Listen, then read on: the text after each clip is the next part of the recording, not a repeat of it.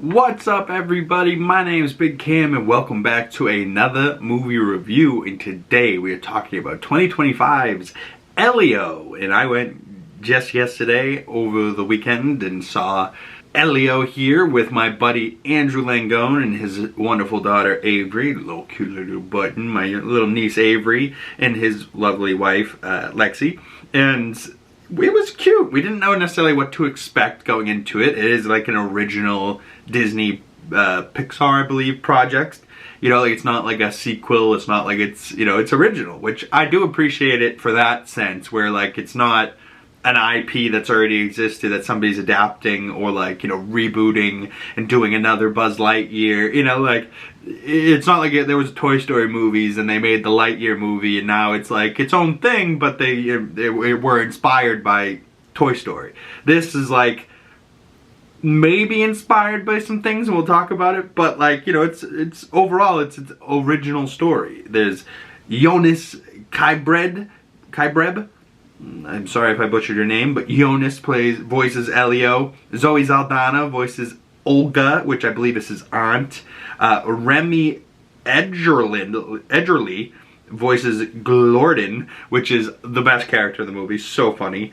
And then Brad Garrett plays Lord Grygon. Jamila Jamil's in here. Young Dylan. Brandon Moon.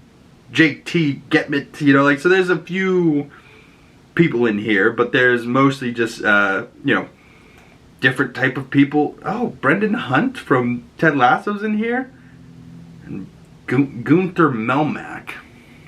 See, that's the problem with watching a movie for the first time and, you know, it be the only experience you have and it's animated. You're trying to place who these characters are. It's not like they're necessarily wearing name tags throughout the movie. They probably said his name once and you're like, wait, who is that? Like, but decent little voice cast. I didn't even realize Zoe Saldana was in there. But Jonas as Elio is pretty much carrying the entire thing with Glorden and maybe with a little bit of Brad Garrett's voice as like the big bad villain. He's like the dad of Glorden, but he's also kind of like the bad guy of this movie. And you know, it's got a lot of heart. You know, like it's not necessarily a sad movie, but it's got a hell of a lot of heart. It's definitely a family movie. And its Rotten Tomato score right now is sitting at 84% for the critic score, certified fresh with 122 reviews. Yet to see a audience score yet. I'm sure it's out by now. But it's an hour and 39-minute movie, so it's got a decent little runtime. It does have two post-credit scenes. One little post-credit scene, and then like at the end of the credits, there's a, you know, teaser trailer for Hoppers. But we thought it was going to be like a trailer for the movie Hoppers, their next Disney Pixar movie. But it was just like this stupid little gag of a lizard clicking the lizard emoji on a phone, and it just kept going, lizard, lizard, lizard, lizard. You know, we were like, wait, what? Why did we wait just for? Why did we wait this long just for that? But we see a couple of these posters here and these different alien creatures and the kid Elio, and all he wants to do is get to space, and they asked for a leader. They got him.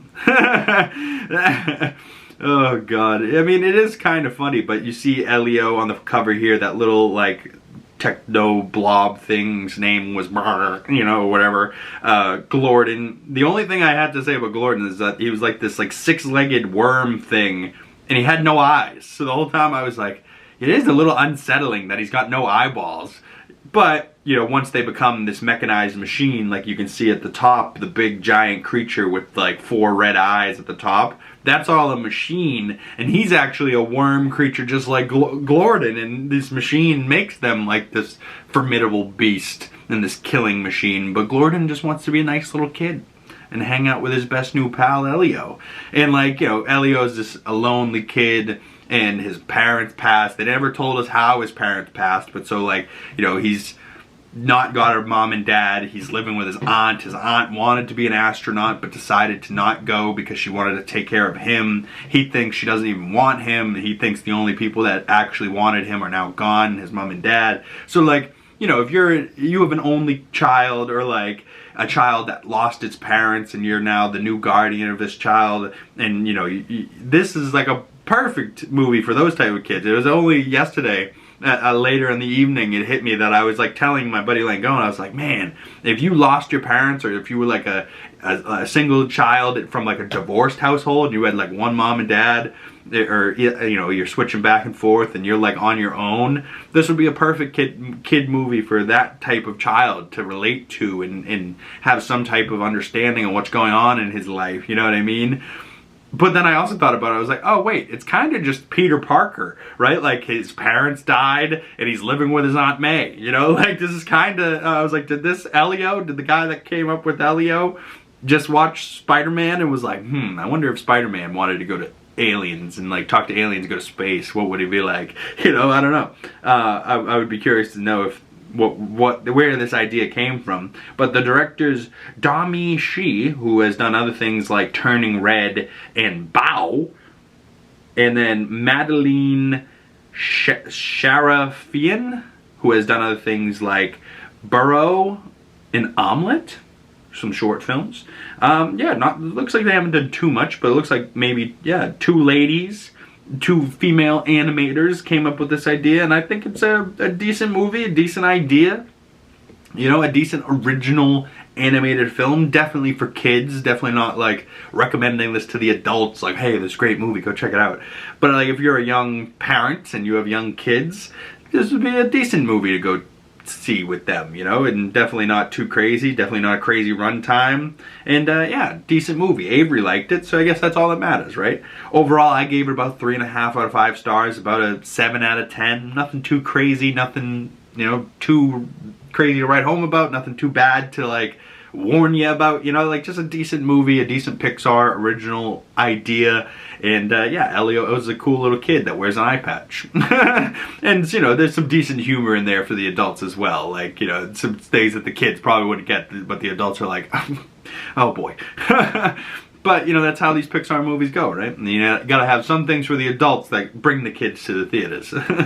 But drop your score for this movie down in the comment section below. Let me know your thoughts and what you ranked it, or if you went to see it with your kids, or if you want to see it, let me know what you think. And if you have any other Pixar movie recommendations that you'd like for me to review on the channel, let me know, because I definitely haven't dove in too far into the Pixar realm of things on this channel. I've liked to stay live action most of the time, but hey, a couple of animated movies for the Pixar / animation lovers out there.